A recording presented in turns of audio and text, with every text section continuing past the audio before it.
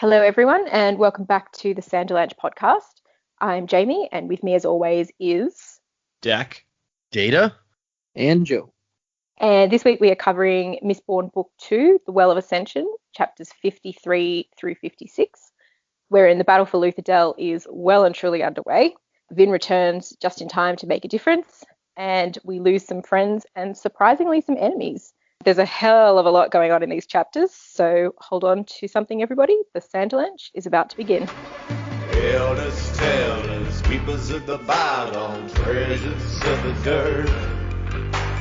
Russian string, we scribble and sing and dig for the annals of the earth. And we try to keep a little beauty in the world. All that died, we keep it in our hands. Yep, we lost some people, sadly and happily in some cases. But what did you guys think of these three chapters? A lot of action, which was cool. A whole lot of fun stuff going down. Some bits in these chapters made me really, really happy. Others made me excited. One bit made me really, really angry, actually, but we'll cover that when we get to it. Okay. Yeah, these sort of meaty chapters is what you look forward to in the book, isn't it? I'm so glad we've just got so much going on at the moment. Sad to see some of the people that we love departing the story.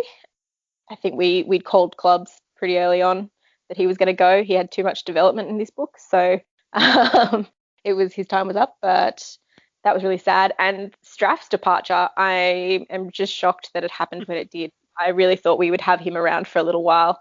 I wasn't so sure that he would be, the main villain or anything, in the next book. But I really expected a bit more from him. But having said that, I love it. I love that he's that's great. It just makes me wonder more and more, oh my God, where are we going with this story now? But yeah, really, really enjoyed these chapters, and we are most certainly coming to the pointy end of this story. So yeah.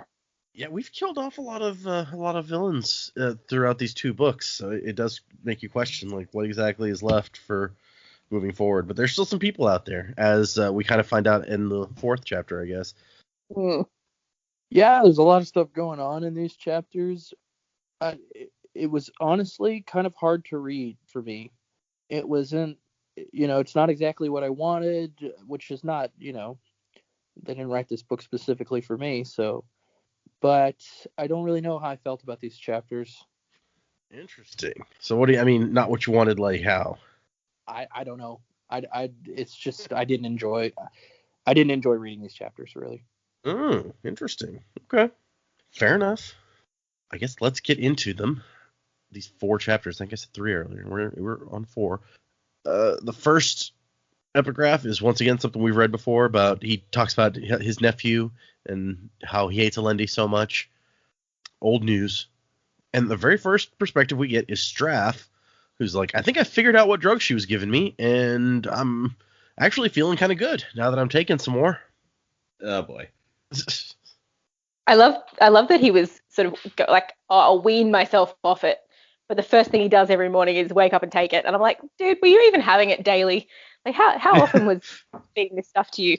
You sound like you're fueling your addiction, not trying to withdraw from it. Yeah. And especially in one of his later ones, he's just like, I'm kind of starting to realize the benefits of this addiction. It's pretty great. Yeah, I'm digging this stuff. This is awesome. Oh, dear. Man, I should have done this sooner. He doesn't have much time to spiral down into this addiction, though, so it's fine.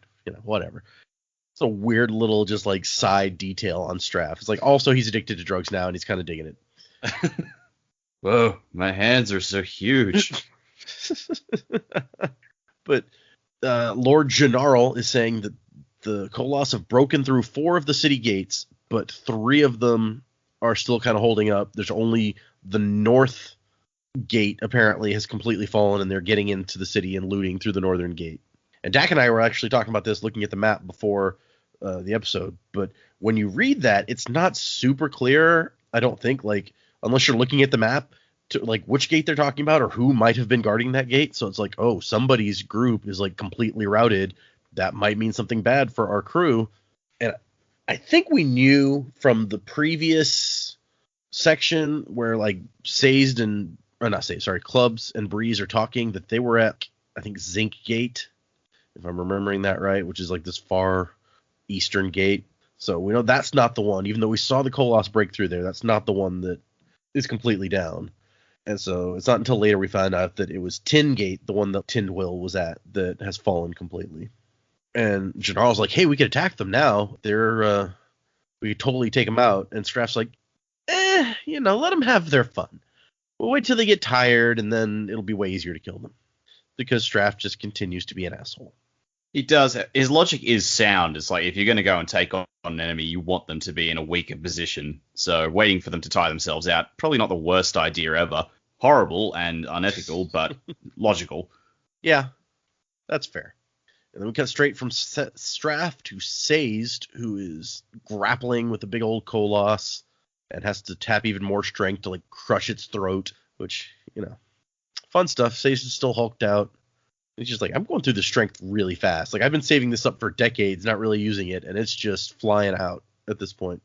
And he's at Steelgate, which, if you look at the map, is actually across the river from all those other gates. So I was telling Dak, I don't know, are these like Koloss swimming across the river, or maybe there's a bridge out there that they're using? But I just plain forgot there was a river bisecting the city.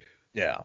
Well, and when he met up with Doxson earlier, and Doxson was like, I want you to go be at this gate. He's like, this is the farthest that they're likely to reach, so you might not even see any battle. Which, when he gets into the battle almost immediately, you're like, well, what the heck was he talking about? And then looking at the map, I kind of get it. It is pretty far from those other gates and across a river. But he's leading his people, fighting, and eventually gets this idea when he realizes that the gate is open but not really like destroyed, and they only opened half of it, and they can only come in a few at a time. So he kind of runs up there, starts kicking bodies out of the way, and taps into his iron mind where he has been saving weight and becomes so heavy that he can push the gate closed and keep it closed against all the Koloss pounding on the outside while they get like a big, I almost said stick, but a big piece of wood in there to seal the gate again. And so this is just really a big long scene of Sazed getting to be a badass, fighting people, squishing Koloss throats and things. I did really enjoy seeing the way Sazed used everything that he'd been storing up, though. We've seen some pretty cool stuff with him using his weight earlier in the book, but it's just little ways that I wouldn't have thought made sense. But it's like, oh yeah, make yourself really heavy. It's been hard to push through. Like, it just made sense. Yeah. Like, that's really cool. When he talks about storing weight early on in the book, I'm like, well, why would you ever, like, what reason would you have to be heavier most of the time? Like, if I'm storing, if I have this power, I'm probably walking around like all day, every day, just storing a little extra weight so I'm lighter, and then you fill up like a metal mine with like a year's worth of extra weight, and then you throw it away, because what am I ever going to use that for? This is what you even had a similar thought. I was like, oh, yeah, okay. Like, normally it's just a happy sort of side product of making myself lighter. But yeah, I would agree. It's kind of like Allomancy. If you're clever enough, there's all sorts of cool stuff that you can do. And that's kind of actually the way that they sometimes describe this trilogy, is that the first book is like largely about Allomancy, and the second book is a lot more about Feruchemy, and you learn more about Feruchemy in this one, which may be true. I can see it, probably not at the expense of the Allomancy. We still learn a lot more about that too. It's just true, additional to it. And Sazed has like 50 of his guys left from the 400 that they left him in the first place. So it hasn't been going great for him, but not as bad as apparently Tindwyl's Gate. So, although we found out later that she was kind of leading her people in a retreat, so it may be that she like gave up the idea of holding it well before Sazed did the same. I love his thought. It was like, it fell an hour ago. How long has this battle been going for? What the hell? That is funny. And I was thinking, I'm like, I feel like most books, when they talk about that, like, you feel like you've been fighting for 5 hours, and it turns out it's been 10 minutes. And this one's like the opposite. But Sazed isn't used to any of this, so. Yeah. But he finds out that Tindwyl's Gate has fallen, but he can't really do anything about that because his gate is not too far behind at this point. And then he hears the board snap and men yelling, and we cut to Clubs. So Clubs and Breeze are having to pull back from Zinc Gate. They can't hold it any longer. But then they meet up with another group of Koloss as they're retreating who came in from the north. And they're like, oh, crap, that's not good. And this is where we lose our good friend Clubs. Which was sad, but yeah. as we've said, not entirely unexpected. Yeah, you guys have been calling that most of the book, that we're probably losing clubs at some point. Just the amount of character development and the story focus on him that we've got in this book. It's kind of like we're definitely setting this guy up for something good.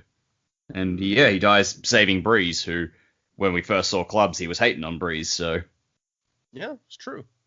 It was also sad that he did have a goodbye to Spook. I just kept thinking about that he did actually take the time out before Spook left to say goodbye. And then it really was goodbye. I was like, oh. It was kind of foreshadowing, I guess, when Spook explains, he's like, Clubs was saying goodbye to me. Like, I could tell. Yeah. And Breeze does not handle that very well. He crawls into a building and hides, which, to be fair, is probably about where Breeze should be in a battle. Let's be honest.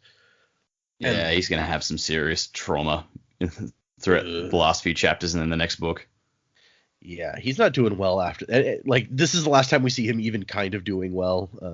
It doesn't go well for him the rest of the chapters we read. And then we cut to Doxson, who's sitting there grumbling about how this is all Kelsier's fault, as he's like scribbling stuff and the scribes are all running. Yeah. And he's just grumbling. Good old Doxson.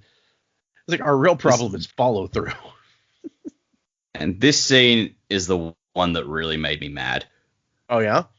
Yeah. I mean, so I really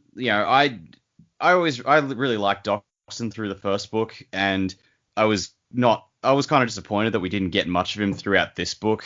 Looking back now, it's like that was to make him one of the prime suspects in the whole spy subplot, which is totally fine. Like, it was a good call.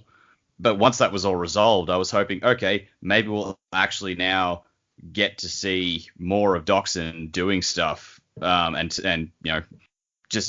having more of a character focus on him. And instead, oh no, he's dead. Yeah. And not only that, he died chewing out his dead best friend. And like, is that really the note we want to leave this guy on? He was always like the guy who grumbled about stuff, but was really good natured at the same time. So I think it kind of fits him. But yeah, I agree. It's kind of a sad moment to leave him on. Well, it's just we haven't seen much of his good nature this book, because he spent a lot of it sniping at Elend. Again, fair enough, because he has his issues with the nobleman. But the fact that he ends his story on that note really rubbed me the wrong way. It's like, is he really good natured, or is he actually just like a complainer? Like, much like the thing with Ham a few chapters ago, I was like, have I just misjudged this character the whole time? And now looking back, I'm just thinking of all the possibilities we could have had with this character that we never had. Like, we never really saw him reacting to his best friend's death in the first book. And I thought that, maybe at some point we would have had him and Vin as the two closest people to Kelsier commiserating a bit. Maybe they could have had a bit of a closer relationship as a result of that. And no, they didn't. Like, Doxson just went and did his thing. And again, like, it makes sense for the spy subplot, but once that wrapped up, I'd hope that maybe we get more Doxson and actually see him doing his stuff. And instead, he just got tossed aside. It's like, I feel a bit like maybe Sanderson just didn't really know what to do with him anymore. So he thought, all right, you're good enough to sacrifice. And that bothers me a bit. Yeah, I could see that. Doxson is one of these characters that seems really interesting, that you always want to know more about, and then we never really do. I think that's part of the reason that I dislike these chapters as well. We have some pretty important characters die, and I don't feel like, and I understand there's a battle going on and there's more to do, but I feel like I feel like these characters weren't done justice in their deaths. Which, and maybe that's Sanderson's points, like, death is sometimes an ugly, and, well, it's always ugly, but, it's sometimes not only ugly, but also an event that has no dignity to it. So I feel it just felt kind of gross. So it was kind of hard for me to read those parts. Well, and it's interesting you say that, because actually I was going to bring out some stuff from the annotations about this section. So he talks a lot about how he wrote like the Sazed stuff, I can't talk, stuff in this section, and he thought it turned out really well, and he was trying to write, from this different perspective on a battle, which we talked about a little last time. But he's like, the contrast of the quiet religious scholar in the middle of this terrible war was really fascinating to me. So fascinating, actually, that I forgot to write Ham into any of the scenes in these chapters. I didn't remember him until chapter 55, and it was then that I remembered that the best warrior in the group had disappeared for the entire fight, so I wrote him in and added him to the chapter where Sazed gets to Breeze. And he says, you'd be surprised how often writers do things like this, forgetting a character. It's tough sometimes to keep track of where everyone is in a complex plot. And so I thought that was funny that he completely forgot Ham until later on, and I think you can kind of tell in the way that Ham shows up in these chapters. Yep. But he also talks about Clubs and Doxson dying.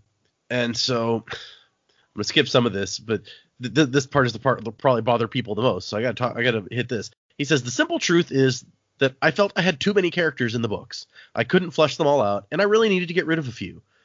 And he's like, okay, I didn't just kill them because there were too many characters cluttering the story. That was one of the reasons. But I knew that we couldn't go into the siege without losing some characters. It wasn't realistic. The characters had dreaded this conflict so much and felt it was so dangerous that some people had to actually die.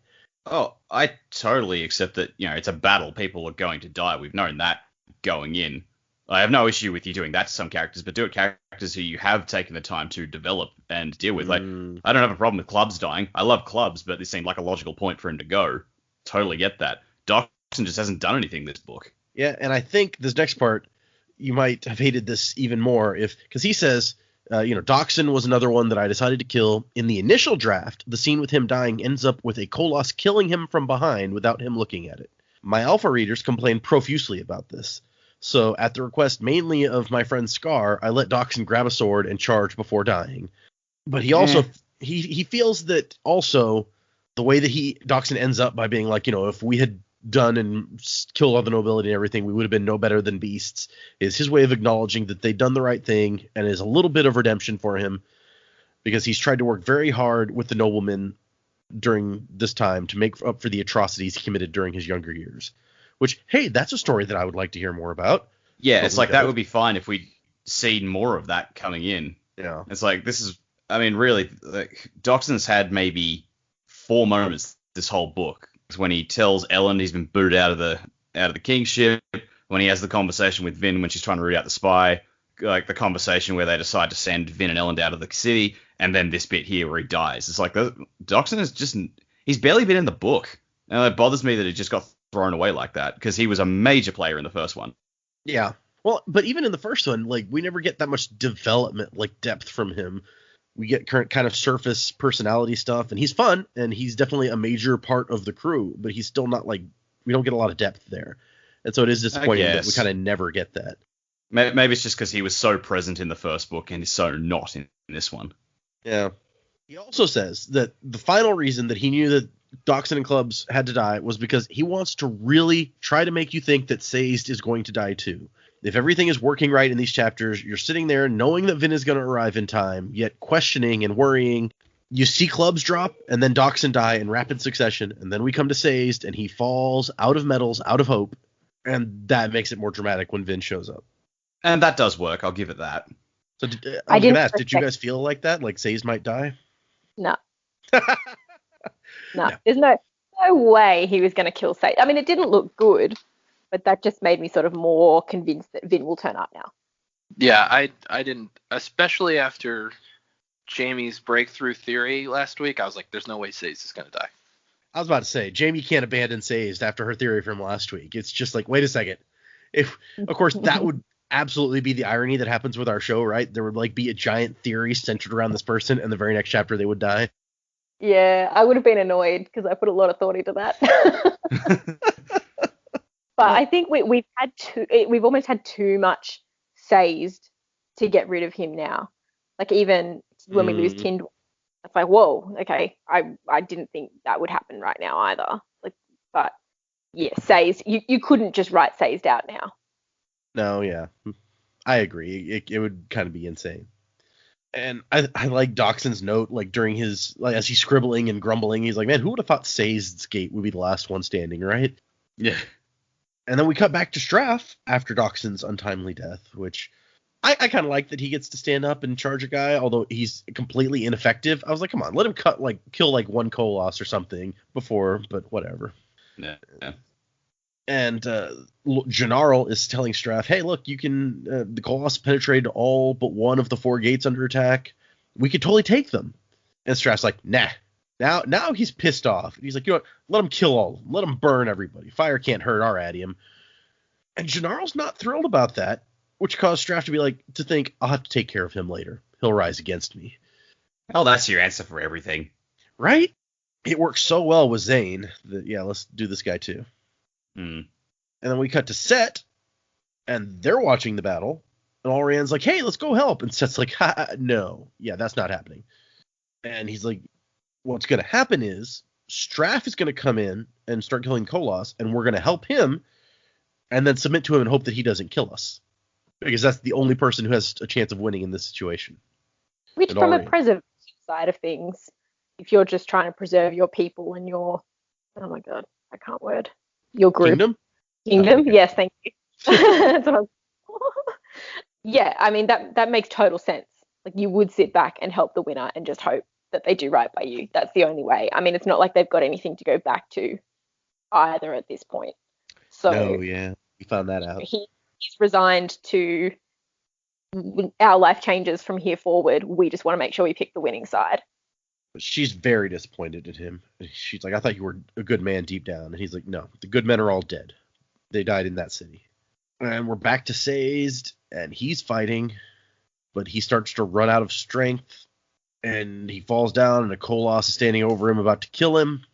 And that is when a twinkling droplet of light sparkles in the beam of sunlight and hits the Kolos in the back of the skull. And you've got the small figure silhouetted by the sun. Vin has come back. Yep. Cue the music.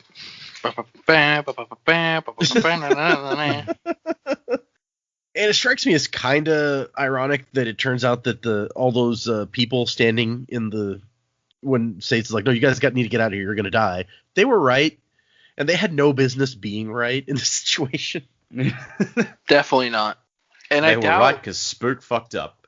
I doubt that Vin even knew that Sazed was at that particular gate. That's just the one she showed up at. Yeah, and me and Dak were talking about that before the episode when we were looking at the map. Is like, she was coming from the northwest, and it just happened that Sazed was at the northwest gate, the one pointing the direction that she's coming from. I'm sure that was by design. Well, yeah, by Brandon's design, but not like in world. It's like a coincidence. Well, well, I guess it's just coincidence in the fact that happens to be the direction she left and was returning from, because we said before Doxson made a point of sending Sazed to the gate that was the least likely to come under attack. Yeah, because it was across the river. So in that regard, it makes sense that that's where she drops in. But I guess. And then Vin, she starts taking people out, and she's like using the hinges on the giant wooden gate to swing the gate around and squish Kolos, and it just, she's being a badass, just like Vin is always a badass. So, and Sazed is like, okay, well, she's taking care of these guys. I should do something. And he goes up, he's like, so you guys were right. And the guy's like, yes, holy first witness. And Sazed is like, okay, yeah, but we still need to run because the Kolos are going to kill everybody. And thankfully, the guy agrees with him. And he's like, okay, let's go out the northern gate. That's where they first came in, so maybe they've moved on. And then we cut back to Breeze, who's like, so it turns out that I'm a coward. And he's like sitting in a ball, basically hiding in this little house. Yeah. And he's like, they kind of talk about it later. He's in shock at this point, but I think the more interesting thing is what they talk about here in a second. The soldiers say he was still soothing them. And I'm like, so even when he's in shock, like subconsciously, he's still soothing people. Yep. He's so used to it.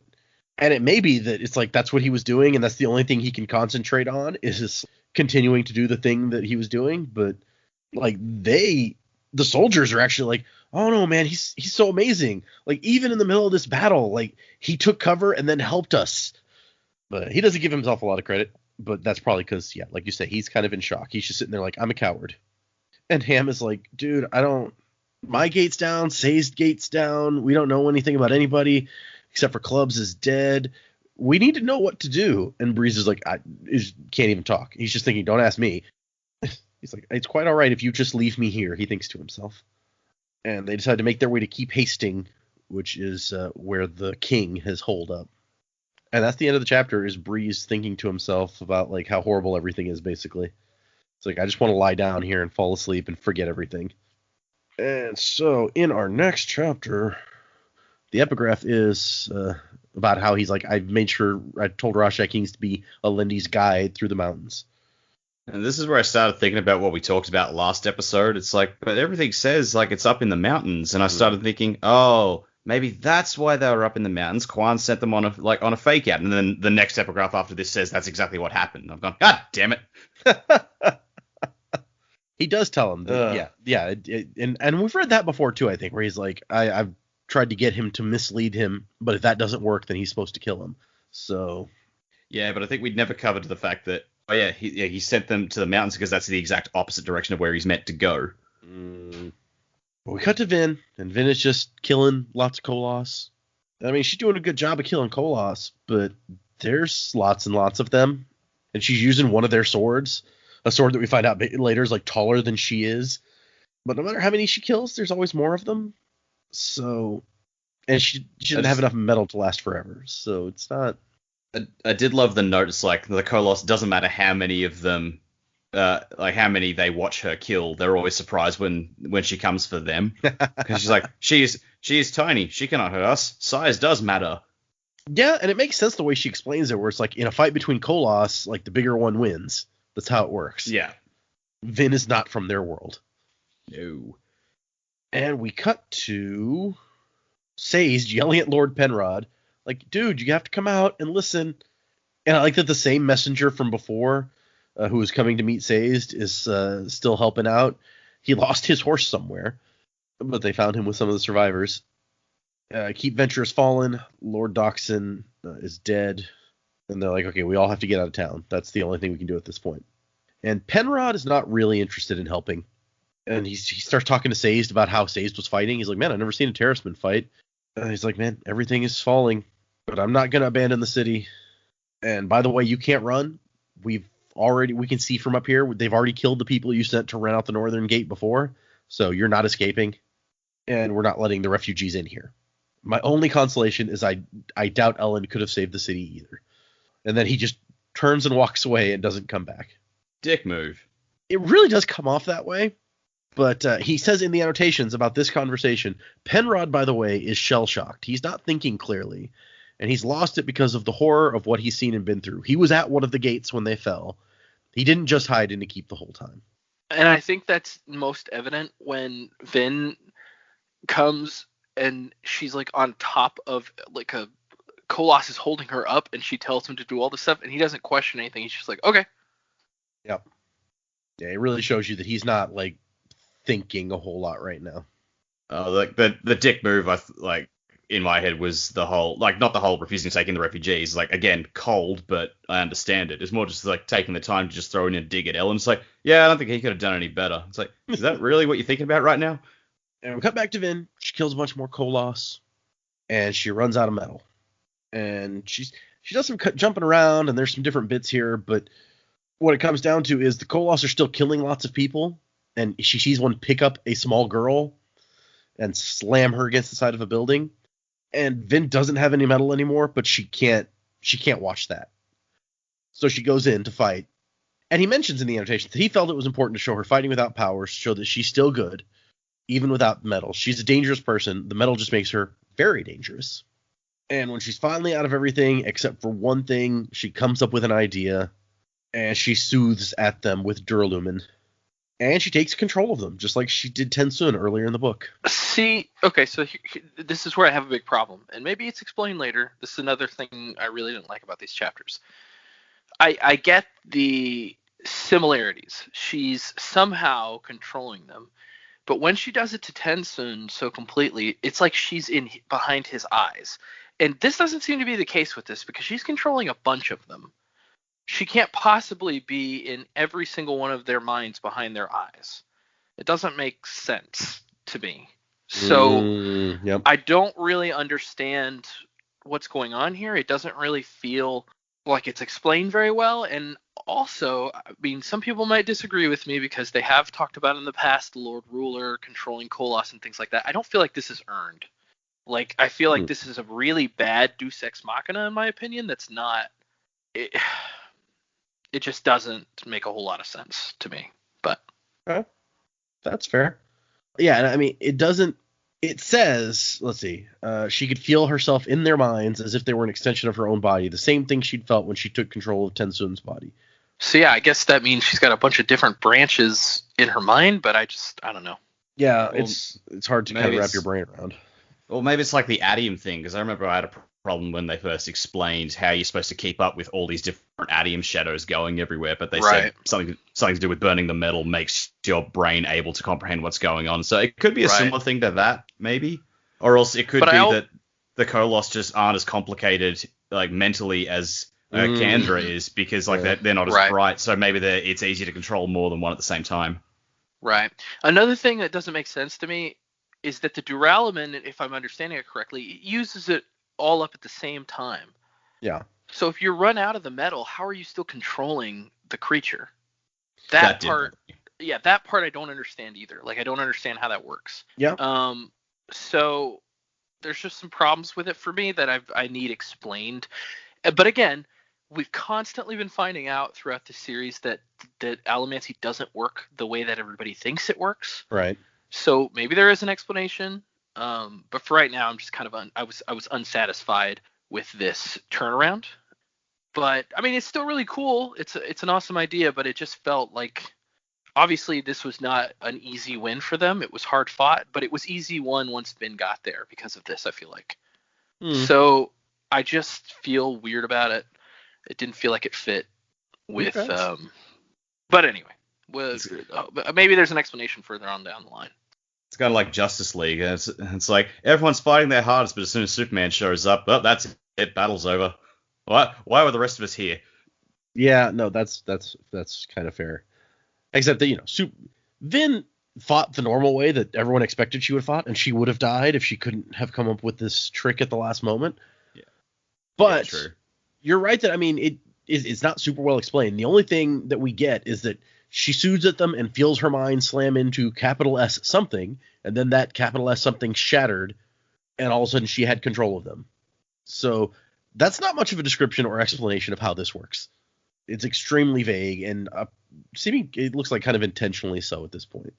She doesn't understand what she's doing any better than anyone else, except that she's exploiting the same flaw that she found in the Kandra. And in the annotations here, he says, let's see. So Vin shows up.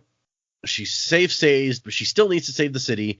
And now that she's arrived in time, I believe most readers are expecting her to succeed. The only question now is how she'll do it.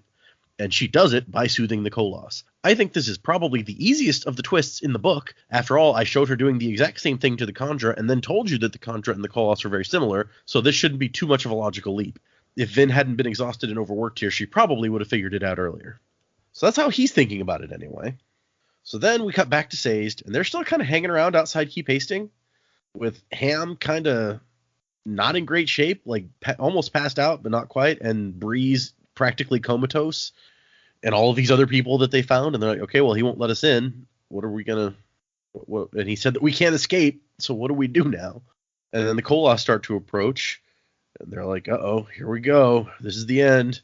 And then the Koloss split, and Vin just walks down the center, and she's like, Sazed, you lied to me. He's like, yeah, I did. She's like, that's not important now. Why are you standing naked outside of the Keep's walls? It's a full turnaround. She's asking him why he's naked. That's a good point. It's happened enough to Vin.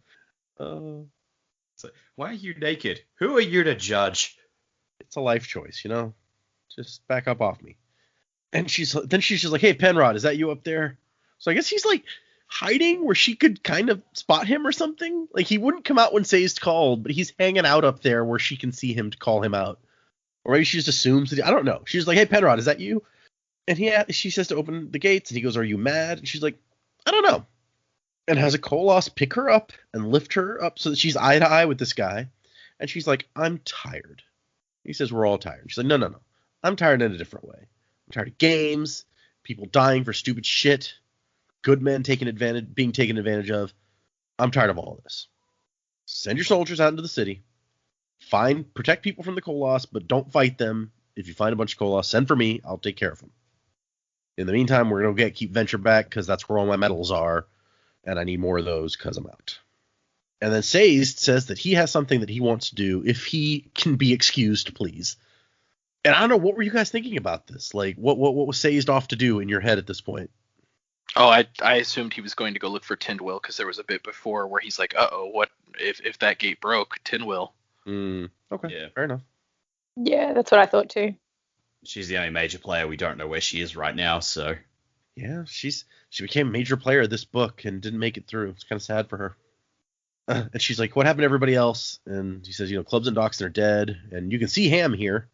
And she's like, Breeze? He lives, thankfully. His mind appears to be reacting poorly, though. And she's just like, Ham, I need pewter. He's like, yeah, okay, here you go. I mean, it took Ham a while to even notice she was there, so, like, Ham is just wrecked. He's not all there at the moment, yeah. And Say's noticed that when she takes the pewter, she's instantly working better. And he's like, how much of that stuff has she been burning? This cannot be good. This is like Straff and his drug that he's taking now. And I also like that no one is questioning, really. Like, no one has asked her, like, hey, what's up? Why are the Koloss working for you now? They're just all taking it in. Yeah, I think they're so weirded out by all of the events today. They're just like, what? Whatever. I'm too tired to ask questions. It's like, I've nearly died 50 times. Like, all right, you control the trolls now. Whatever. You do you. At this point, they've stopped attacking, so no one's going to question it. Don't look the gift horse in the mouth. Right. No, yeah, it makes sense. And Say's like, by the way, you know there's still an army out there, right? And she's like, oh, yeah, I know what Straff is planning. It's fine. And Say's apparently spends all night digging through frozen corpses because it's been snowing, looking for Tindwyl, and finds her just about morning, dead and frozen. He says it looks like she'd been leading her soldiers to keep Venture after her gate fell. And it kind of breaks him a little bit, or a lot, for the entire rest of the section that we read. No one is coming out of this battle real well. Ham is messed up. Breeze is messed up. Sazed is messed up by this. Even Penrod is messed up from what happened. I really felt for anyone who was left. Like, the horrors that they would have just seen. And the amount of people dying. That's just awful. And I just like, Sazed realizes that he has all of these religions, and none of them is helping him feel better about Tindwyl's death. Which this came off as like, this actually reminded me way back in like his first chapter where he's out in the village trying to teach people about religion, and it's like, that's not what they need. Mm-hmm. Like this it really seems like that has come back around onto Sazed, and he's just, learned, like at the end of the day, that stuff will not help you when the awful stuff happens. Or at least, not for a lot of people, not even for Sazed. Yeah. Well, I mean, you could argue that if there was one thing that he truly believed in, maybe that would help. But he's got this, the clubs had pointed out earlier, like this thing that's like, all religions deserve to be listened to and respected. And he's like, I kind of believe in them all, which is the same thing as saying I don't really believe in any specific one, which may be part of the issue. I don't know. Yeah. And the chapter ends with him thinking, my life has been a sham. It's sad when Sazed is sad, is all I have to say there. And we get to the next epigraph, which Dak was talking about, where it's like Rashek is supposed to lead Alendi in the wrong direction, discourage him, or otherwise foil his quest. Alendi does not know he's been deceived, that we've all been deceived, and he will not listen to me now. Foiling my plans. Foiling your plans. Are you? Yes. I need an adult. I am an adult. DBZ abridged. Classic. We cut back to Straff, who's like, waking up in the morning is a lot easier now that I'm taking these drugs. This is awesome. Okay, dude. Whatever. He was beginning to see the benefits of his addiction. Okay, now we're doing this. Not for long, though. No. Yeah, couldn't happen to a nicer guy anyway. Seriously. But they line up and they're like, hey, we haven't even seen any Koloss lately. Maybe everybody's dead. And Straff's like, okay, good. Let's get ready to go in there and take over. And it looks like then the Koloss start coming out, and they're like, okay, well, it looks like they've lost like 2/3 of their people. So that's good for us. They started with 20,000, or no, they have 2/3. They've lost 1/3 of their people. So they started with 20,000. That puts them down to what, like 13,000, somewhere in there. Roughly. That's still a lot. Yeah, but Straff has 50,000 men. So maybe it's doable. He seems to think that they can handle it. Yeah, but he's on drugs. But that's also true, yeah. But they're also abandoning the fortifications. They're not going to use the walls to defend the city, so that makes it easier. And then it's like, wait a second. We're seeing human soldiers now. Looks to be several thousand of them. So more people than I expected actually have survived the battle on our friends' side. And Straff is like, what? They're all supposed to be dead. I love this little, oh, maybe I shouldn't be at the front. That's exactly what I was going to say. Like, as they start to attack, his first thought is, maybe I shouldn't be in front. Coward. And then he sees something flying at him. And he's like, whoa, there's an arrow coming. But wait, the Koloss don't use bows. Also, it looks too big to be an arrow. What, is that like a rock? And it's like, oh no, what? It's a person. A person with a mist cloak. And then he yells no and thinks she's supposed to be gone. Yeah, it's a real evil villain moment where he's like, oh no, my plans! I'll get you, gadget! Yeah, okay. Yep. And she has one of those big-ass Koloss swords, and it's flying through the air and comes down, and it describes how his horse falls into two pieces, front and back, after she's finished with her stroke, and the remnants of Straff is all that we really hear about him. He doesn't make it. It's one way to go. Yeah. Quite a golf swing on that girl. Yeah. I mean, this Koloss sword wielding business. I mean, that's got to be her trademark now, right? She's got the big sword. That's her thing. There is lots and lots of fan art of Vin walking around with one of those big-ass swords, I will say. It's a very popular image of her. Okay, so the annotations here, he refers back to his earlier annotation. He's like, I told you I couldn't just let Straff die to a random poisoning. He's been an antagonist for far too long, surviving through 2 whole books. He deserved a sword to the head. He got a claymore. Yeah, that's exactly what he got. William Wallace taken a sword, and there's taken that. He says, there was a lot of conversation in my writing groups about how to describe Straff dying. The thing is, Vin pretty much chopped him in half.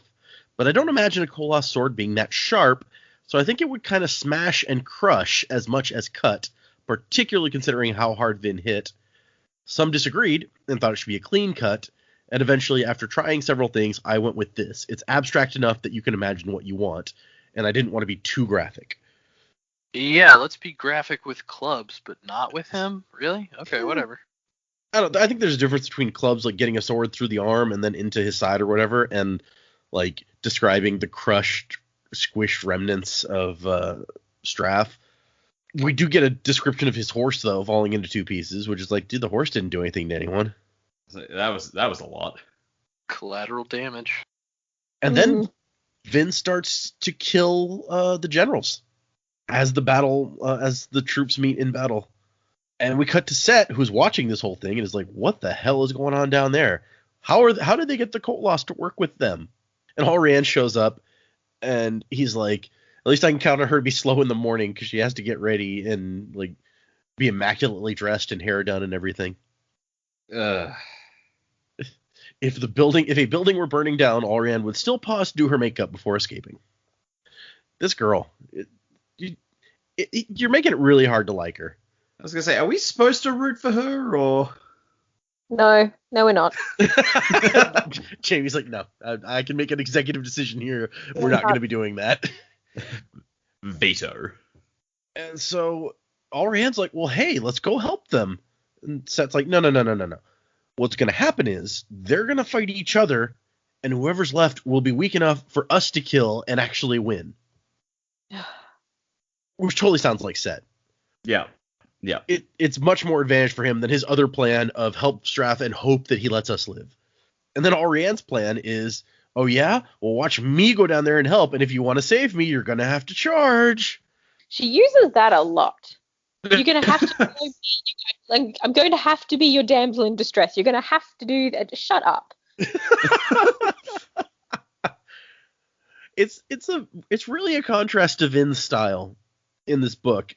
You can't say that he doesn't write different sorts of women into his book, because there's 2 very, very different girls in this just in this section alone.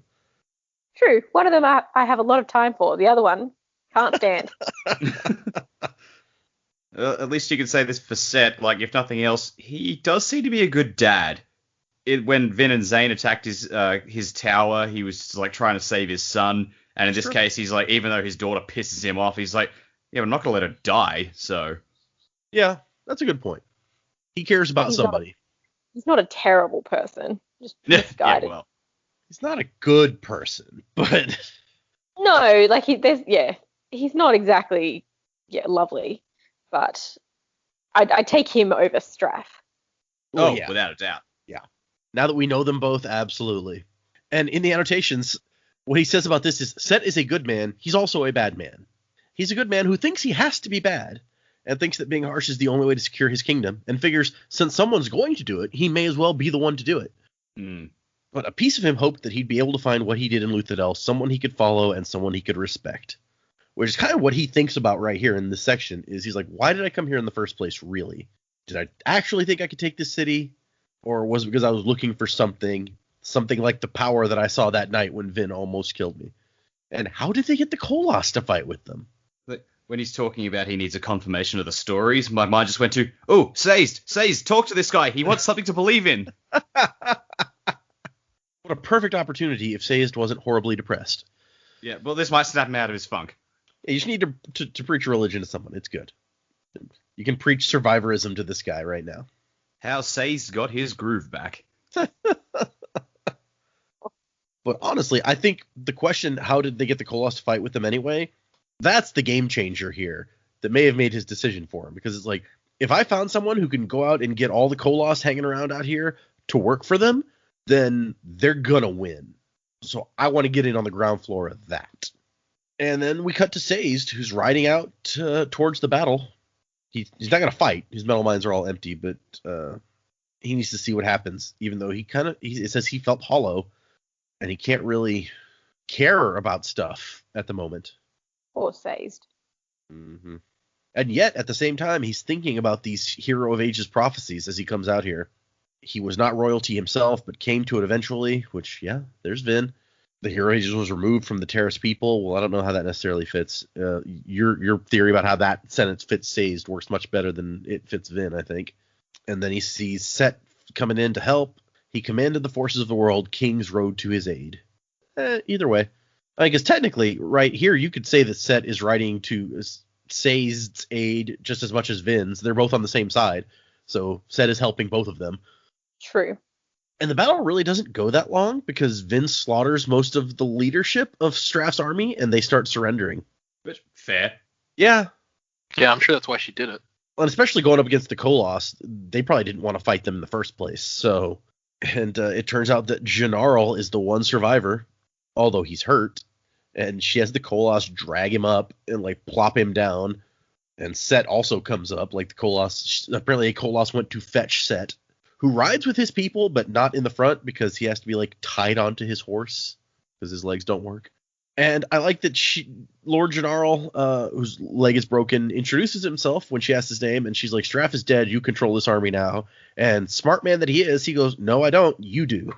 It's a bit cruel to say on your knees. His leg is broken. Right? It's mean. I actually don't know what part of his leg is broken. If it's like the lower leg, then on his knees might be more comfortable than... Well, I think it said both his legs are broken too. Oh, And it was like, and then I think it like describes that he kind of winced or something as he got down on his knees. Yeah, he's definitely in pain when he gets down. Yeah, it says the Koloss dropped him and he grunted in pain and bowed. Yeah. So, yeah, and I think Vin's just tired. Otherwise, she might not be so mean. Yeah. Yeah, she's had a rough day. She's had a rough year at this point, it seems like. And she makes a fair point where he's like, no. Don't swear to me. Swear to the rightful heir of House Venture. He's in charge of you now. And Jynarl's like, okay, whatever. I don't care. I swear loyalty to Ellen Venture. Which, that's fair. Straff died. Ellen is his heir. Ellen should be in charge of this army. He's got a good claim there, I think. And then she looks at Penrod, and Penrod's like, yeah, sure, yeah. Ellen Venture. I'm right there with you. I supported Ellen Venture before it was cool. And then comes the conversation with Set, where he has to be contrary just because he's freaking Set. And he's like, what, you really think you expect me to do this? And she's like, yep. And he's like, well, what if I don't? And she's like, well, then I'll kill you. I'm not going to make your soldiers pay for what you did, but I'm going to kill you. Which he's is like, I really like that touch. It's like, no, your soldiers were just here because you were here. I will just kill you and let them just do as they do. Completely fair. And it fits with what Vin said earlier, where she's like, I'm tired of people dying because of conflicts between their leaders. Yeah, no, I really appreciate it. I think this is a great moment for Vin just showing what sort of person she's become. And I'm like, yep, I'm fully on board with this. Although when Set said, and if I refuse, I was expecting Vin to just point at the Koloss. That's not even enough. Set is still being, he's like, a threat, huh? Ellen would never stand for such a thing. She's like, yeah, well, he's not here. You're dealing with me, and I kill people. It's a thing that I do. And he's like, well, yeah, well, what would Ellen tell me to say? He would never give in simply because someone threatened his life. And she's like, well, yeah, but he's a better man than you, and you're aware of this. And Set's like, no, yeah, good point. All right. Well, you've got me there. And so everyone swears loyalty to Ellen Venture. And then Vin's like, hey, Says, give me a hand here. Just, Ham and Breeze are down. I don't really have anybody else I can trust. Take care of all of this because I'm going to go sleep. And this is where it seems to really land for Sazed, where he remembers the prophecy. He left ruin in his wake, but it was forgotten. He created kingdoms and destroyed them as he made the world anew. And he thinks we had the wrong gender all along. So he's pretty certain at this point. Yep. He is. He's gonna be a mistaken announcer again. He's gonna go around announcing stuff now. He mentioned earlier, it's like, oh, it's just too much of a coincidence that Vin could be the hero of ages. And I think, well, that's only because you know her. Yeah. Like, that's one of those things, like, where, because we're aware of the main characters, say, oh, yeah, like, it's too much of a coincidence that, no one else figures this out. And it's like, well, it's the whole thing where people say, oh, how could no one ever figure out Bruce Wayne is Batman? He's rich and has no social life. It must be him. It's like, there are a lot of other people in this world that it could have been that we just don't see because they're not an important character to the story. Yeah. So, there are potentially, other candidates that could be the hero of ages, but it's not a coincidence that it's Vin because we're the ones watching her. Like, come on, Sazed. I feel like it's a coincidence that she could be the hero of ages when he's the only person who actually has the information about the hero of ages. He's like, I found this mysterious thing hidden away in this place. I'm the one person who has the knowledge. What a weird coincidence that I'm also the one person who knows this girl. Yeah, I guess. But, that's how prophecies work. If there's some sort of mystical force directing things, then it would have to unite the one person who knows about it with the person who could accomplish it, right? Otherwise, the prophecy doesn't happen. True. But anyway, I mean, we as we established last time, there's still lots of good candidates who could be the hero of ages. We don't know for sure. Although, like I said, Sazed seems pretty certain at this point. I mean, no one fits it, 100%. And we still have history of what part of the rubbing that got removed as well. I mean, I'm sure Sazed knows what was written there, but there's other information we still need to know about this prophecy, I think, before we can say definitively, yes, this is true or not. That's over for us yet. And obviously not. We have a whole other book called The Hero of Ages. So just like this one was called The Well of Ascension. We're gonna find out in the last page. 4 chapters, we should find out. Okay. In the annotations, he says, the thing is, Sazed doesn't really believe in the Hero of Ages anymore. The trick I had was how to make him perceive the scene here, lacking faith yet still curious. It's a difficult line to walk.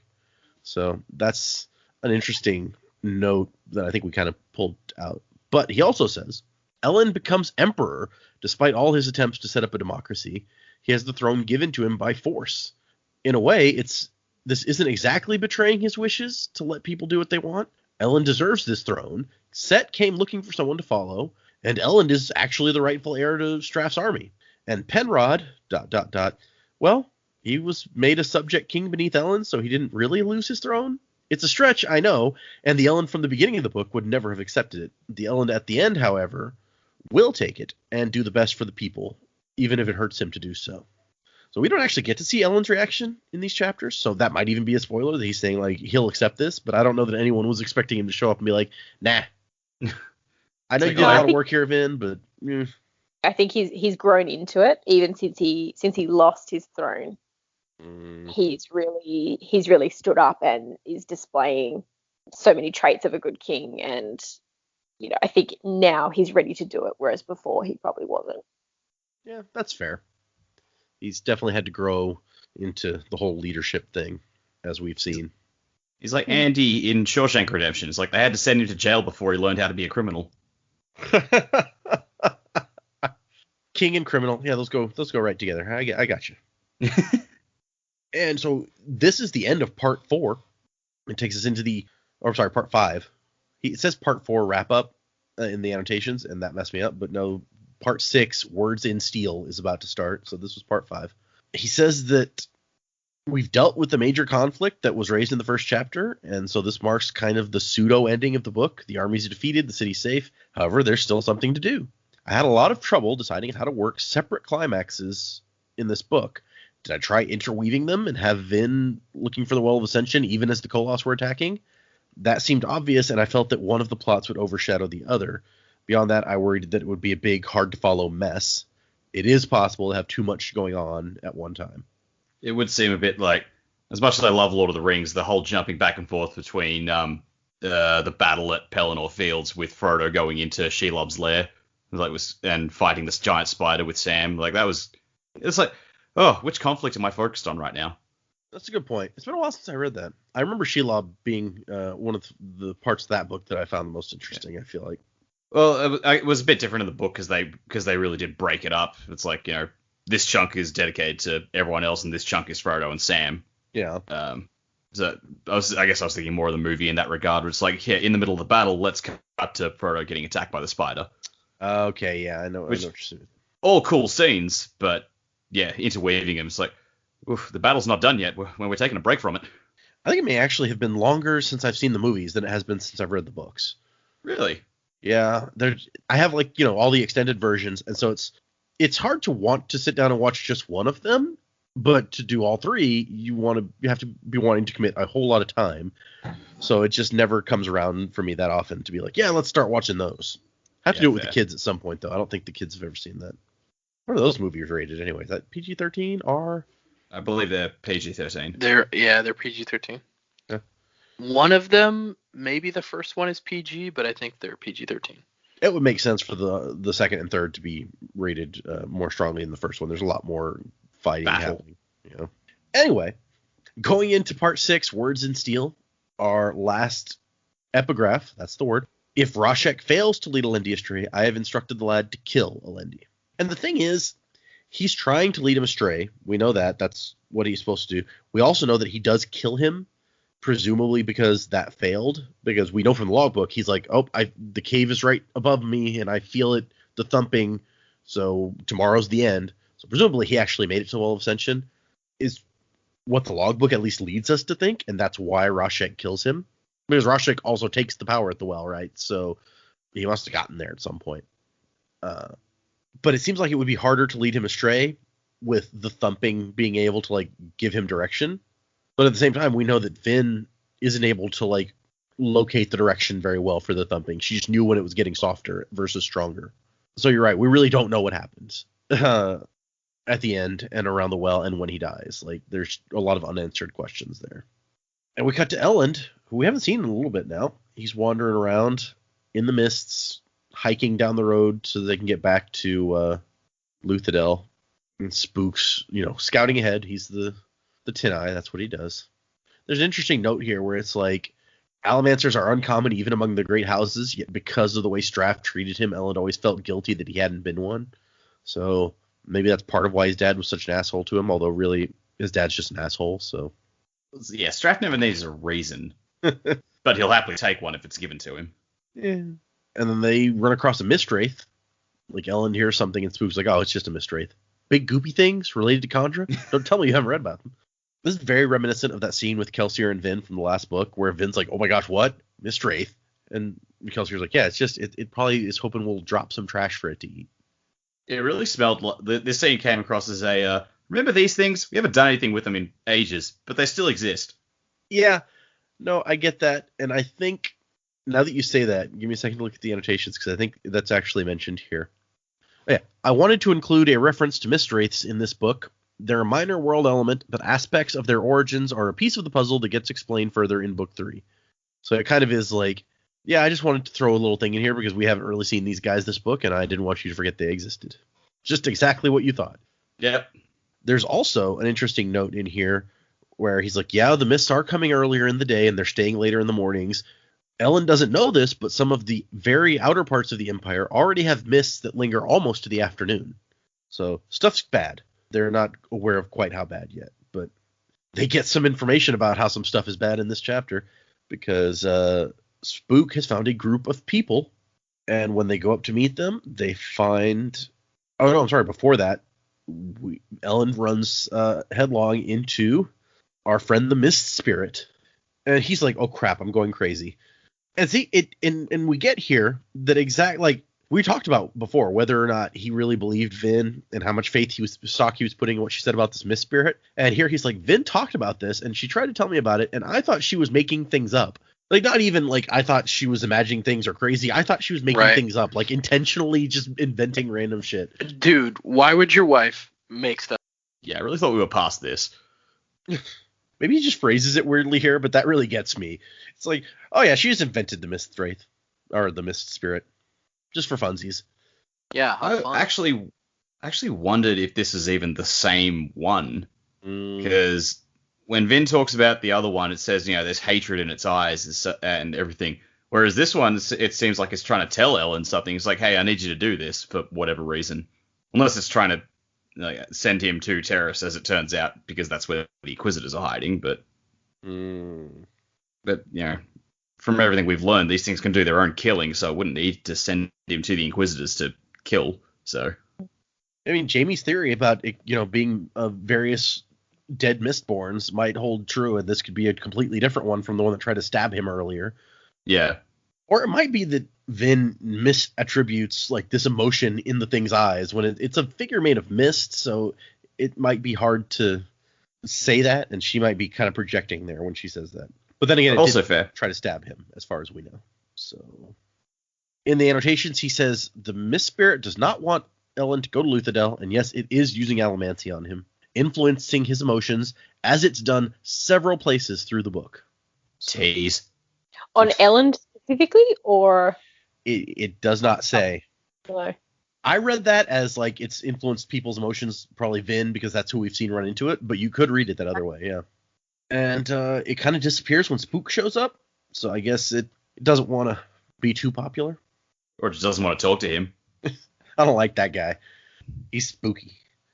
Yeah, it's the mist ghost of Kelsier, and he's just like, I don't like Spook. That would be mean. I feel like Spook kind of hero worships Kelsier. I always felt like Kelsier's on my side about that. He's like, Lestiborn's is alright. We gotta call him Spook, though. That's too much of a name. I left my Spook rap at work, so I haven't been able to work on it anymore. Oh, I like that you had it at work. I want somebody to find it. Just reading, it's like, what is this? But they run into refugees from Terrace. The very people that they were going to ask for help from are retreating south to Luthadel to look for help, because all of the keepers are dead. Yeah, and again, this was another thing that kind of annoyed me. It's like, oh, we just find out the whole Synod's dead. Cool, so we don't even get to see the Synod. Great, awesome. Yeah. Yeah, we were really looking forward to that, and all of Tindwill's Allomancer children showing up. Or not Allomancer, Ferrochemist, I'm sorry. I still want that. Especially, now that Tindwill is gone, it seems like the children showing up and like maybe just blaming Sazed for it could be a interesting wrinkle. That's true. But if any of them actually had powers, I mean, he didn't say the Synod is dead. He says the Keepers are dead. All the people with these powers who were keeping, this knowledge, they're all gone.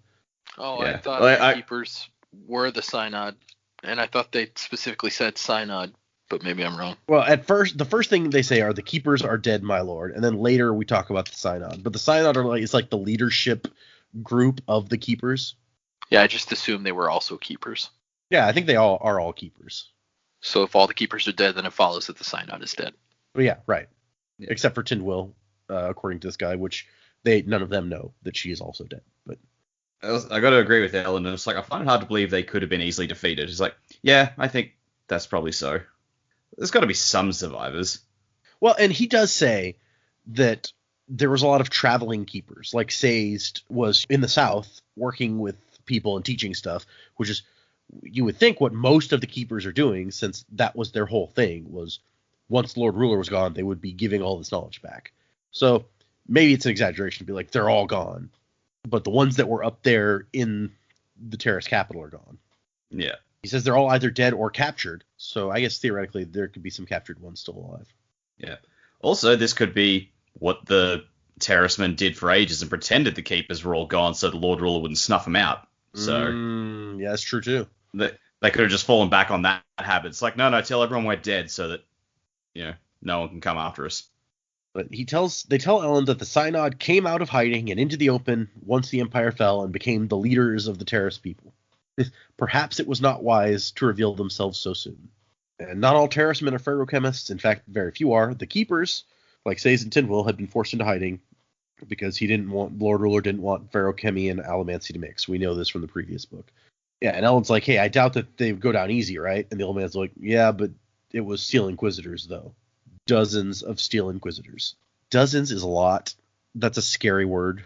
Especially considering last book led us to believe there are only like 20 or so in the Final Empire.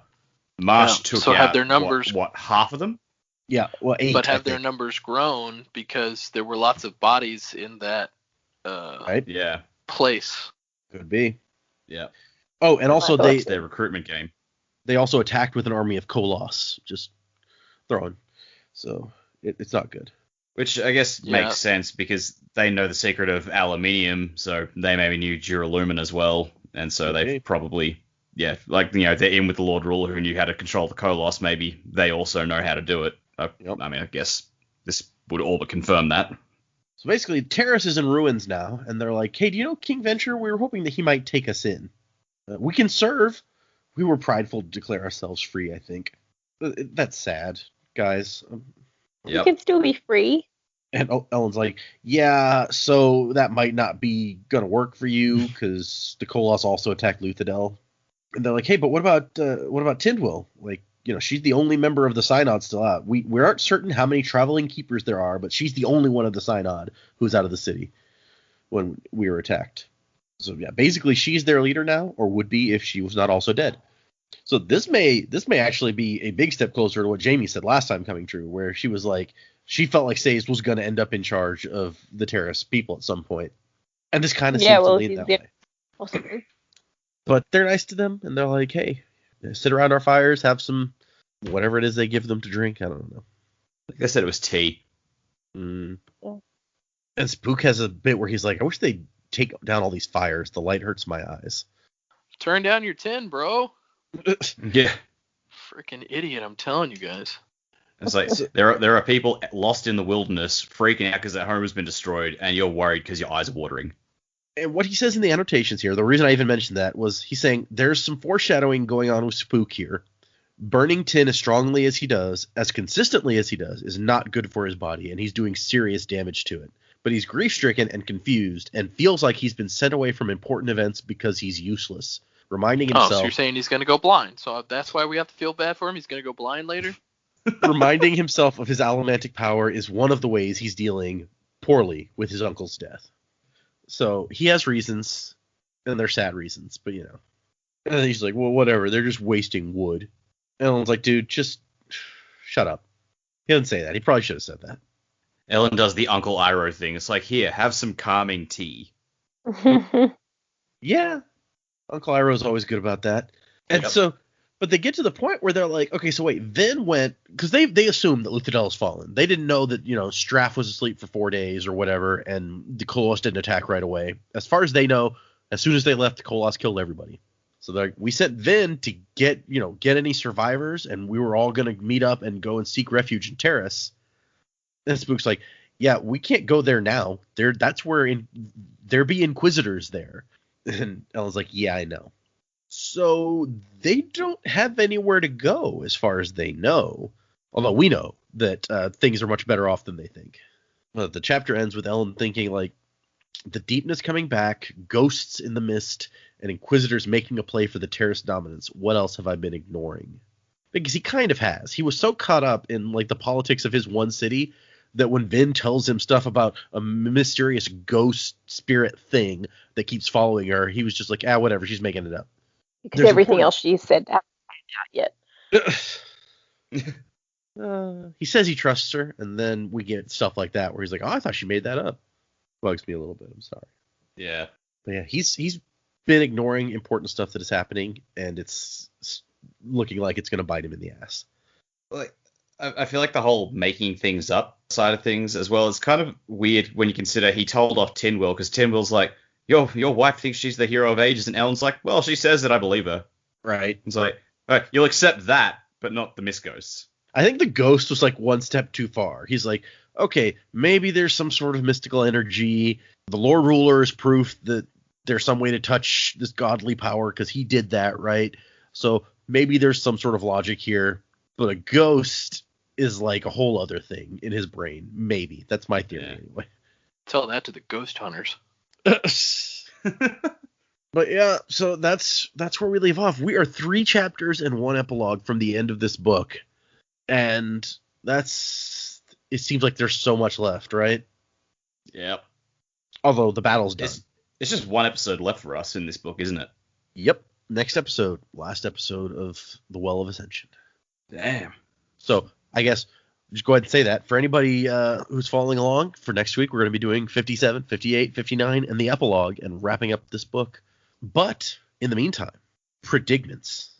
And I think Dak went last time, so he can go first this time, I guess. What do you got? Everything that's going on, the whole, rush, like in the annotation, the epigraphs, with Quan sending Rashek to lead them astray, to lead Alendi astray, and Alendi still somehow wound up at the well, or at least we potentially wound up at the well. I think there might be some merit. Jamie and I were talking yesterday about the well and the potential it has to move locations. So what I think might have happened is I feel like maybe they did find the well up in the mountains and then it moved down to Klenium, and maybe that's where Alendi was like killed or whatever. And then Rashek followed the well back down south, and that's where he gained the power, potentially. But that doesn't really gel with my main prediction for this episode, which is I think definitely either Alendi or Quan is still alive in some fashion. I don't know how. Maybe one of them is the Mist Ghost, or maybe, like I think I mentioned, Alendi was like frozen to a wall somewhere. Or like an ice cube, or like the second Pirates of the Caribbean movie, there was that member of Davy Jones's crew who was like stuck to the wall, holding a lantern. You become part of the ship over time. Yeah, right? maybe Alendi is just stuck to a rock face like that, or else maybe Quan is. I don't know, but like I don't know which of them. One of them I think is still alive, and I think the book is going to end with Vin meeting them somehow, and that's going to set up because then. Once we meet them, we're finally actually going to hear what the prophecy is, because Quan has gone on about how the prophecy that Alendi is going for is not the prophecy that was originally told. And so the only way we're going to find out what the prophecy actually was by hearing it from someone who was there. And since Quan doesn't seem to have taken the time to, carve that into a metal sheet, then I think one of the two of them is going to have to show up and talk about it and actually tell them this is the exact wording of the prophecy. Now we need to figure out what to do. Whether that actually happens next book or this book, I don't know. Like I said, I think the book's going to end with Vin going to the well and finding one of them. Okay. Interesting. Jamie did theorize early on that Quan might have ended up as like the first Inquisitor or something. So yeah, that could be the Inquisitor that's hanging around town for all we know. Possibly. I still think that's Marsh, and I think as well, before the book ends, he's going to show up, and we're going to find out what he's really after and what his goal is, because, yeah, I'm really uncertain about what he's up to. I don't have high hopes that he's still going to be on the side of the Angels. Yeah, he's acting weird the one time we saw him, and that was forever ago. Yep. If that is Marsh, he wasn't involved in the mass murder at Terrace. So, true. I mean, he's up to something, but maybe he's not quite on the same field as the rest of the crazies. True. But I mean, like, you don't have to be aligned with the massive evil faction to to not be evil. Like, he could just have different goals. Very true. Very true. Everybody's evil. It's very sad. Yeah, Okay. so that's where I'm at. Interesting. I just like this idea that the very last bit is going to be like, it's going to be the end of The Force Awakens or whatever, where somebody turns around and like takes their hood down. And it's like, oh my gosh, it's him. Well, yeah, but it's going to be because no one has any pictures from back then. It'll be like, I remember there was a comic of Deadpool where he bumps into like the main mastermind of the villain for that arc, and he goes, "Oh my god, it's dude, I got no idea who the hell you are." That's like Lex Luthor in the Justice League when he gets put in Flash's body. And he's like, Yes. oh, I can finally find out who. I have no idea who this is. Oh, gosh. That was one of the best bits of that cartoon. That was a really great episode. Also because Flash is in his body and he walks out of the bathroom and he's like, they're like, did you wash your hands? Like, no, because I'm evil. Evil. That's my favorite thing. Oh my gosh. Anyway, okay. Jamie, what do you got? I don't have a huge amount more today, but I do think that we're going to find if the well's back in Luthadel, I think we're going to find it under Credit Shore. Yeah, that would make sense. It would make sense for that to be there, especially if it did move. Yeah, I'd kind of had that idea. I mean, Dak already said that we were talking about it yesterday, which we don't normally do. It's kind of weird that we did this time, but We do occasionally. well, sometimes. Yeah, maybe the well had a way of protecting itself or something, and so the Lord Rulers figured out where it was, and I mean, what better way to protect it than be on top of it? So I think we'll find it somewhere there. And look, if it is Marsh, I didn't think it was Marsh roaming around the city. I sort of had hopes that it was going to be Quan, doing his thing. But if it is Marsh, or even if it is Quan, they've done some research and sort of figured things out on their own. So we'll start to see those paths come back together, I think, in this last week Okay. of chapters for us. That's really all I've got this week. Not Fair too much enough. extra at all. Yeah, you did a lot last week though, so I'm okay. Yeah. I still don't think we can certainly say that Vin is the hero of ages after these chapters. I think everyone else has had a hill to die on, and I think this is good. Okay. I still am team Sazed for this one. Okay. That's fair. We really have no idea where we're going here at the end, Well, except for the on Well that, Ascension, hopefully. It's like if my thing pans out, it's like it could be that Vin's not the hero because the third book is called The Hero of Ages. It turns out that's about Alendi, who does show up potentially. Ooh, yeah, he could always have been the hero of ages. He never got to do what he was supposed to do back then. Okay, interesting. Joe. So I am jumping on the Jamie wagon. I don't think Vin is the hero of ages. I think it's too convenient, like Alendi was too convenient. I think it's Sazed. I agree with her after Okay. her great report last week. I will say, going forward, I don't really know what else could happen. I'm supposing that Marsh will show up, like Dax said. I think I said that in the past as well. And I think whatever voice is talking to the Inquisitors, because I do think that those are connected now. The voice that was talking to Zane is connected via the spikes, and that they all hear voices. I think that voice is talking to Marsh very directly, and I think maybe he is looking for the well to take the power or do something. Now, about the well being in Luthadel, I talked about last week how maybe it was just moved. Maybe it's like a physical thing that they can move. Yeah. So it would make sense if it was up in Terrace before or up in the mountains that Rashek would want it to be close by in case he needed to use it for some reason or something needed to be done with it. So I think that's probably why the thumping is coming from Luthadel. And I think in the first book she did talk about the thumping, like because she did start to feel thumping in the first book, and I think she talked about it coming from Credit Shaw. So I think that would follow that it's probably there somewhere.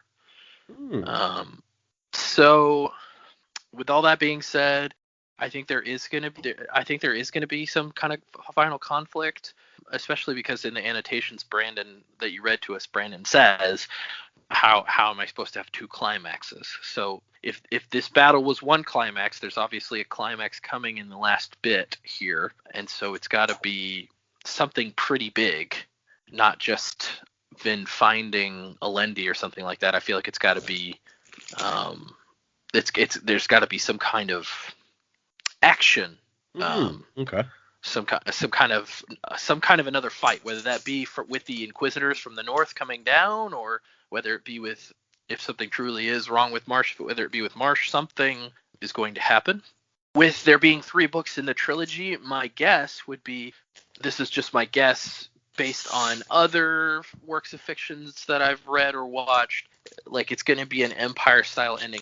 So I think the end of the book, maybe our heroes are not going to win against whatever this final conflict is, and the 3rd book is going to be how to save the world. Save the cheerleader, save the world. Got it. Okay. No, that show is not good. The first season of that show is excellent. Well, yeah, but I mean, you can say the same thing about a lot of shows. I think a lot of shows, the first season actually is like one of the least good seasons. I think the first season of Lost is really good, but a lot of the other seasons I don't like. Interesting. I didn't start watching Lost until season 2. So anyway, back to what you actually said. Yeah. I think it probably makes a lot of sense for this to be like, if it's trilogy, for us to have like an Empire style thing happening here. I think that seems really reasonable. As for if there's more action and who that action might take place against, it's a good question. The world may never know. Actually, we will know because we're going to read those chapters. But anyway, I think I can't decide if you guys are going to feel excited or angry about when we're done with these next chapters. So I'll be really interested to hear what everyone says next week. Until then, let us look. We still have 3 emails and 2 reviews on Apple Podcasts that we have not read yet. So let's do that. So our next email is from Michael, and he says, "Hello, the Sanderlanche," with an E. "I was absolutely shocked with the latest episode and up-to-date episode, the one after the recording dilation, so like after we were done with our November stuff. I expected there to be a whole slew of emails. Each was great, but only 3 over the whole month? Wild. Let me help make up for that." 2 things I'll say, neither hardly about the actual podcast or book being examined. First, ASDF movies were addressed by Dak. Actually, he says Dax, but then he says name not yet in the description, hopefully soon. They're great, and Data should watch them all. They were culturally relevant to me while growing up in middle school, so they're terrible, but so good. Warning, they lean on shock humor way too much. And then he has, and you've got no good excuse now, and so he sent a link for me. My man. I'd actually forgotten about that. Like, I watched what you sent with the cow, the skateboarding cow, and then I forgot promptly that existed at all until he sent this link. And I was like, oh, right, there's more of those videos. He says, also, I think weeks ago, the movie Speed Racer, directed by the Wachowskis, was referenced on the Sanderlanche. I want to shout out that reference. Keep it up. Favorite film of mine. Best film the Wachowskis ever worked on. And I know their filmography. V for Vendetta is the closest, if I'm twisted to compare anything, to the incomparably beautiful beauty of The Racer. I also saw Speed Racer, and I think we may have seen different movies, man. Like, it was very, very pretty. I'll give you that. Yeah. When did we reference it?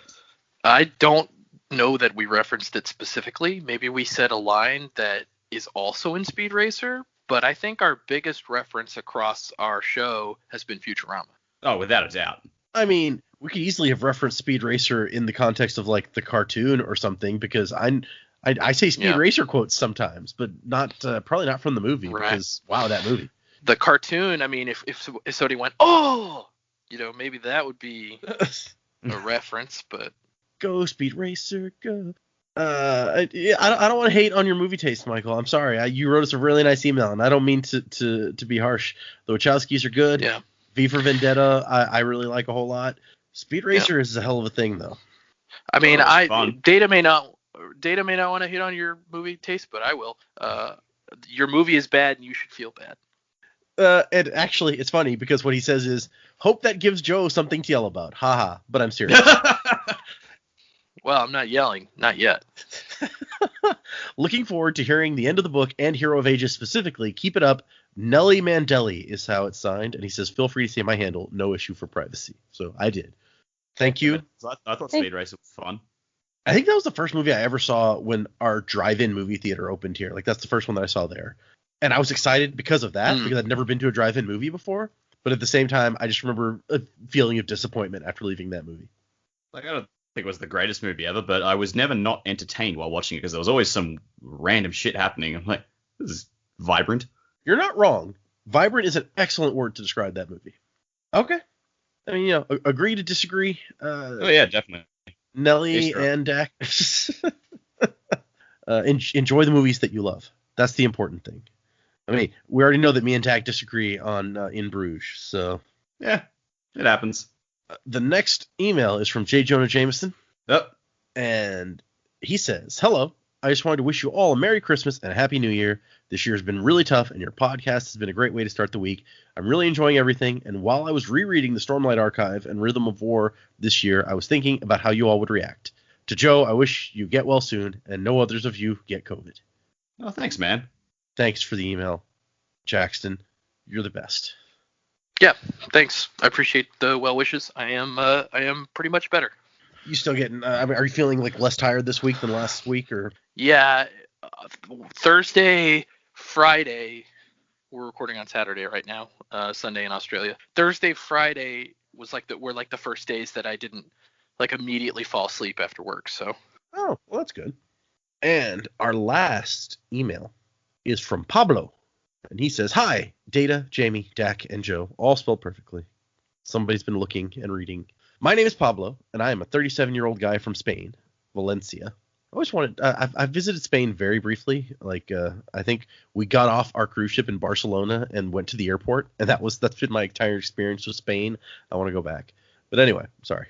A couple months ago, I decided to start reading the Cosmere based on a recommendation from my wife, and after some cautious research, I decided that Mistborn could be a good starting point. I agree. That's a good starting point, Pablo. I like to read in English because I'm always trying to improve/maintain my English level, and I like to accompany my reading with a podcast about the book to improve my listening skills as well as my reading ones. It's hard for me to find a podcast I'm comfortable with because there are too many variables to consider. Maybe that's just me being picky. And after trying a couple of podcasts about Mistborn, I decided to give you a chance, although at the time you only had covered the first book and half of the second.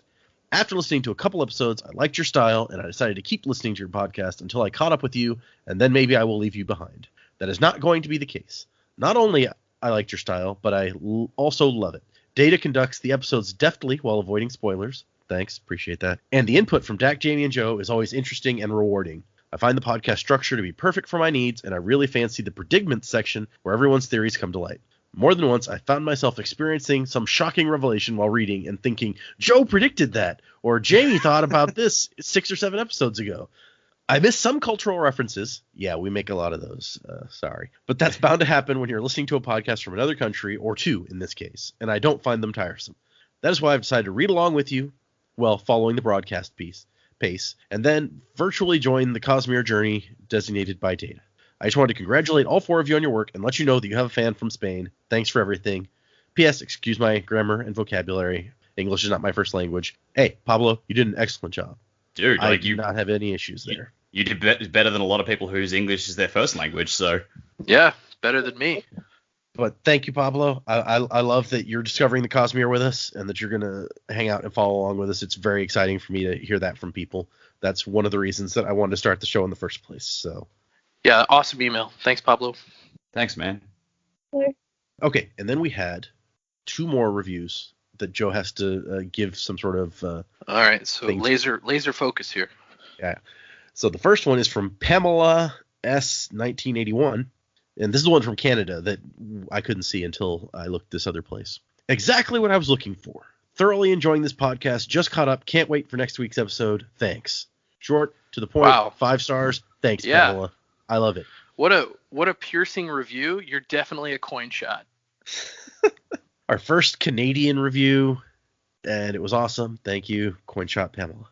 And then, my favorite of the usernames, even though Snuffleupagus last time was good, this one is from someone called Thirds Ain't, and I feel like, I don't know if I'm right, I feel like that has to be a reference to Ender's Game, and thirds being a thing in there. Like, it's a stigma to be the third child, because people are only allowed to have 2 of them. So that made it my favorite, even if I'm completely wrong about where they got the idea. You watch, he's going to knock a star off the review now because you got that wrong. Right. But Thirds Ain't says, a great Sanderson Cosmere podcast for newbies. I've listened to about 5 episodes and have greatly enjoyed this. Having just finished The Hero of Ages, it's fun to go back and relive it through the eyes of first-timers. I was wanting a podcast good for newbies to the Cosmere because every single one I try and listen to has so many unannounced or even announced spoilers for the universe, or secret history, etc. Having gotten frustrated and even spoiled multiple times, I wanted something I can listen to safely. Thankfully, these folks are doing a great job doing a deep dive a couple chapters at a time, and I've enjoyed it along with the predictions they make. Keep it up. So thank you, Thirds Ain't. Yeah. Thank you. Thank you, Thirds Ain't. What a soothing review. You're definitely a soother. Oh, I love it. It's great. Okay.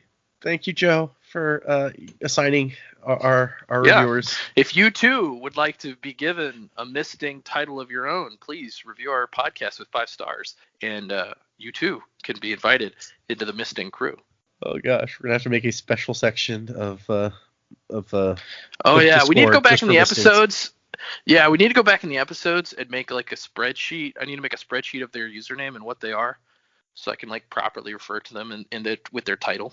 Yeah, no, that's a good idea. You know, it's like this is all making me think we need to figure out, like, I hope the books reveal at some point if there are mistings who can burn only aluminium or duralumin, even if that's completely useless to them, just so we can figure out a name for those people. Just so we got more categories. Yeah, what would you name them? Jeez. Well, if it was me doing it and not Brandon, for aluminum, I would probably be like, like a, I'd call him like a soaker or something, because it soaks up all your stuff and leaves you empty. That's a good one. I was thinking quencher, but I think yours is better. Oh yeah, quencher's good too. And then maybe for duralumin, you'd call that like a Blazer? Yeah, maybe like a blazer. That'd be Blaze. good. Just blaze. Yep. Oh, and then you got to do it for gold and adium as well. Oh, the time ones? Yeah. Yeah. Let me think. I'll adium. It's got to be like a seer. Right? Yeah, that makes sense. And then gold one, maybe that's like a teller. Reflector? Or reflector. That's good. Yeah, or a teller. I think a teller would be good. Interesting. Okay. These are names of our own design. If they're Cosmere names for these things, then forget. Joe will ignore them and use the ones that he likes. No. I'll use the correct ones. Okay. Once we find out what they are. If they exist. If they exist. Okay. Well, that was the stuff for this episode. Remember, we are finishing the book for next time. So if you guys finally you will get the joy of making it to the end of the book. And that's for next time. We're going to be wrapping this up. And then after that, we're going to jump right into the Hero of Ages. So be prepared for a new book and a new song. The most exciting part of moving to the new book is that we'll have a new song for the show. That's right. I just got used to this one. Well, get on used to it. Yeah. Be told. And actually, it's funny because on the holiday special one, the like 2-minute thing that I uploaded onto the actual Podbean site, that was just, hey, here's what's happening, and go out to YouTube to watch the actual episode. At the end of that, I put the end music that we were using for the Final Empire, because the video episode was about the Final Empire. And I was like, oh man, I remember this music. This was good. Yeah. Yeah, it's good music. Anyway. Those are good burgers, Walter. Speaking of music by Miracle of Sound.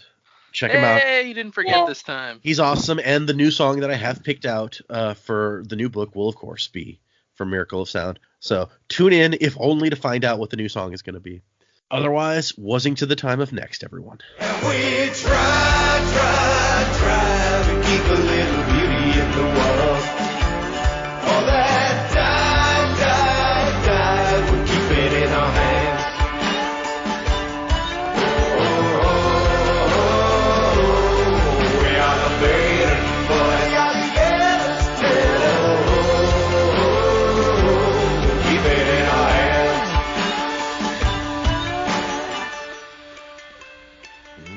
We tell it to the page. Ooh, we never let it fade.